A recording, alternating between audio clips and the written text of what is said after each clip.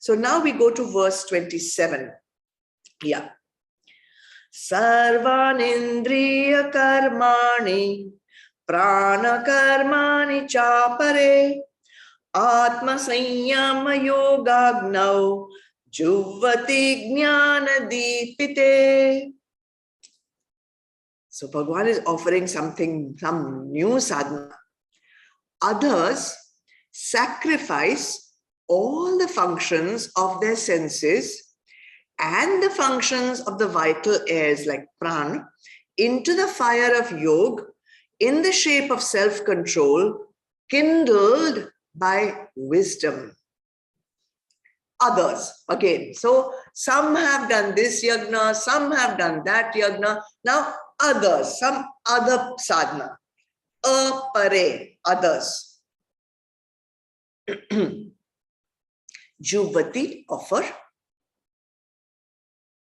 Sarvani, all. Indriya karmani, what do they offer? They offer all their organs of action. Indriya karmani, organs of action. Cha, and prana karmani, actions of the prana, vital force. All their pranas. Prana is all the vital force in the body. Where do they offer all this? They offer in Atma Sanyam Yog Agnav, into the fire of the yoga of self-control.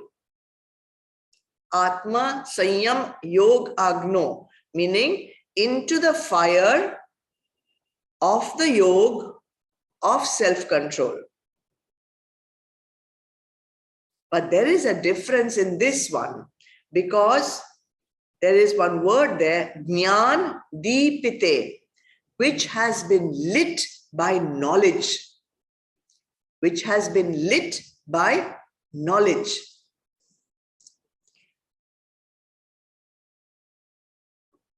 So this shloka has just one more sadhana for you. It's the fifth one. Now, it is talking about the organs of action. It's talking about the pranas. And I think even the organs of perception are included over here. So let's first recap what all these things are. You know what are the organs of action. If you don't know, you can write it down. One is the mouth, which is the organ of speech. Then 2 hands is considered the second organ of action. 2 feet is the third organ of action. The organ of excretion, from which you excrete from the body, that is number 4. And organs of reproduction is the organ number 5. So these are the organs which take care of the actions performed by the body. Organs of perception, I have already told you: sight, hearing, tasting, smelling, and touching. So 5 organs of action, 5 organs of perception, and then you have the 5 pranas, the 5 actions of the vital forces which actually make the organs work. So the first is called pran, which is the vital force with which you can breathe. You breathe in, and whatever you swallow, that is taken care of by the prana vayu. The second prana is called apana. Apana is that vital air which is used in excretion or reproduction also. Prana, apana. Then you have udana. Udana is the third kind of vital force which is responsible for our limbs, for staying erect, for all our movement. Udana, staying erect. Basically, it is for staying erect. and moving. Then you need something for your circulation, for your nervous system. So that is taken care of by Vyana Prana. Vyana.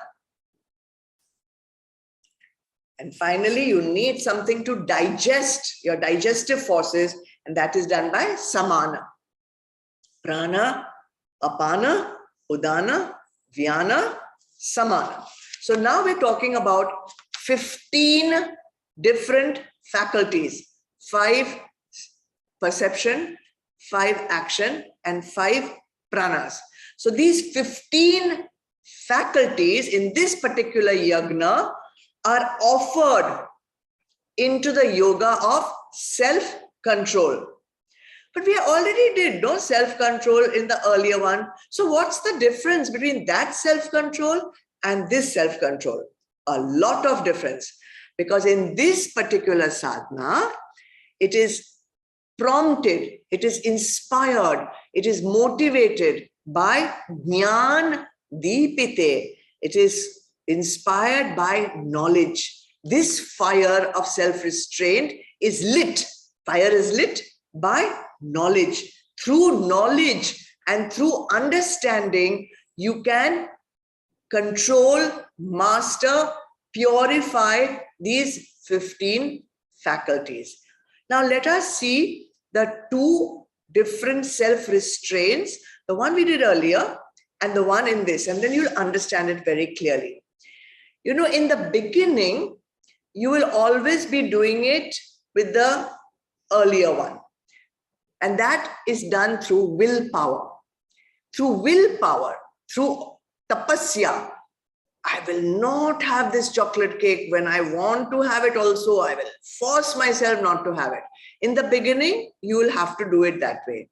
And then in this one, you say, no, through understanding, I will not have it. Because my goal is moksha. For moksha to happen, I need my mind to be still. I will, through understanding, through knowledge, I will not touch this vishay. I will not allow my mind to get swayed. So the earlier one was willpower, and this one is through understanding, samaj, through knowledge. So in the beginning, you will always you will have to do it through force. You will have to do it through willpower because your understanding has not yet developed. Your spiritual maturity of understanding this knowledge may not have developed so far. So you'll have to do it in that tapasya way. But when the understanding happens slowly, your mind opens up and gradually you move from willpower, you move to understanding. So if you are able to stay away from vishayas through understanding, know that you have been promoted, you have gained. Otherwise you still have to use force. Otherwise this becomes effortless. So willpower works for some people. Even if they have progressed, they have a temperament by which I can control. So they have the temperament, I always say, just do it. So here the temperament is just don't do it. So if you have that temperament of just don't do it, then that restraint will work for you. But otherwise, and that's tough, That's tough because you have to be very strong. You have to be very vigilant. You have to always be aware, always be strict with yourself. The minute you'll relax, that mind is waiting for that moment when you'll relax that, just don't do it. And it will allow you to go and experience that Vishaya. But in this particular sadhana, which he is talking about now, this sadhana is effortless because you have your goal fixed. You know what is shreya for you, good for you. You know that you should not go with what appears pleasurable, what appears priya to you. And so your goal is so valuable to you, effortlessly, through understanding, through knowledge, through wisdom, you say, no, I don't want this. My goal is more precious to me than this silly little Vishay. Now, in the willpower method, you suppress that desire. You suppress that negativity. And it's not only about eating, huh? It could be about anger, let's say, krodh. You have a tendency to let fly your temper. And you are using willpower. I'll not get angry. I'll not get angry. Basically, what you're doing is you're suppressing it. And that anger has not gone anywhere. It is remaining dormant inside. But in this, when it comes from understanding, when it comes from knowledge, when it comes from wisdom, when it comes from samaj, you can actually eradicate your negativity, your desire, all that can be done in this yagna. Okay? And one more thing is there, difference, you know. In the willpower one, you're practicing that sadhana, but you're interacting with sansar, isn't it? Your Vishay is there in front of you and you're saying, I'll be the tortoise. I'll close my eyes. I will not, engage with this Vishay of sansar. You are controlling, but you are still connected to sansar. Whereas here, it has nothing to do with that Vishay. It has nothing to do with sansar. The whole practice is not outwardly. The whole practice is inward. It's an internal practice of the mind, of the senses, of the prana. You're offering that oblation of your senses, your mind, your prana inwards into the oblation, into the fire of knowledge. So one is going outward, the earlier one which we did, that was also self-restraint, sayam. But here it's different because we are going inwards. This is only possible. This sadhana is only possible by withdrawing the mind inwards through the understanding into the knowledge, using your Vivek. Vivek is in the intellect. It has nothing to do with the outside. And focusing, instead of focusing on the Vishay outside, making the Vishay so important. Oh, I need to have this, that, and that. You just sublimate it to Bhagwan. So this yagna needs Vivek. And therefore, normally it takes some time to develop this Vivek, to develop this understanding, to develop the value that you put to your goal. That has to develop, that nishtha has to come in your goal. And only then you will give up the priya easily.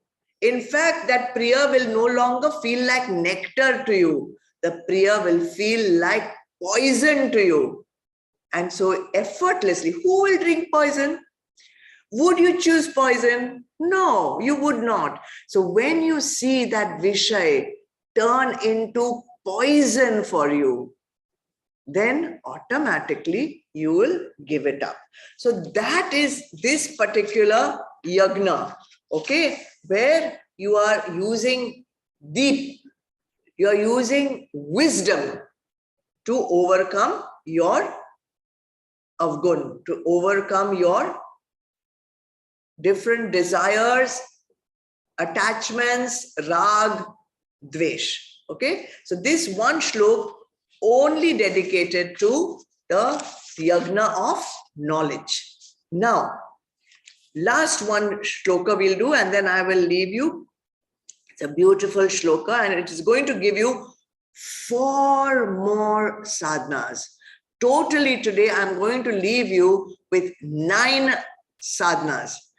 Enough for you to be busy for 1 month or 1 year or maybe 1 lifetime also. So let's see the 28th shloka.